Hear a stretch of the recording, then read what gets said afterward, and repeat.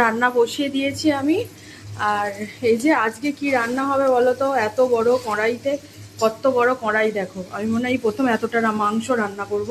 এই যে এখানে রয়েছে চিকেন, আর এই যে আলু ভেজে রাখা আছে, এখানে আদা বাটা, পেঁয়াজ বাটা, টমেটো বাটা, রসুন বাটা, আর এটা হচ্ছে শুকনো লঙ্কা ভিজিয়ে রেখেছিলাম, শুকনো লঙ্কা বাটা, জলটা বেশি হয়ে গেছে। আর হচ্ছে তোমার এখানে আমের চাটনি হয়েছে, আর করলা ভাজা হয়েছে। এই এত কিছুর কারণটা হচ্ছে, দাঁড়াও পেঁয়াজটা একটু নেড়ে দিই। আর পেঁয়াজ আমি হাফ গোটা দিই আর হাফ বেটে দিই, গ্রেভিটা তাহলে বেশ ঠিক হবে। আর আমার কাকুরা বলেছে যে ঝাল ঝাল করে রান্না করতে, একদম পুরো স্পাইসি করে। কারণ কি, আমার কাকিমারা গিয়েছিল বেড়াতে, তো আমার কাকিমারা কাশ্মীর বেড়াতে গিয়েছিল, ছোটো কাকিমারা, মেজো কাকিমারা, মাসিরা সবাই একসাথে। আমরাও গিয়েছিলাম। আমরা 2025 বলছি, 2015 সালে আমাদের ঘোরা হয়ে গেছে।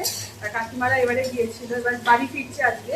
এবার ওখানে তো জানো বাইরে বেরোলে সেরকম খাওয়া দাওয়া হয় না। এবার কাকু বলছে ওখানে সব চিকেন খেয়েছি, বাট মিষ্টি মিষ্টি রান্না সব, তো তুমি ঝাল ঝাল করে রান্না করবে। মাকে বলেছে ঝাল ঝাল করে। তো কাকিমারা এসে খাবে, বাড়িতে হয়তো খেতে আসবে না, কাকু এসে ভাত তরকারি নিয়ে যাবে।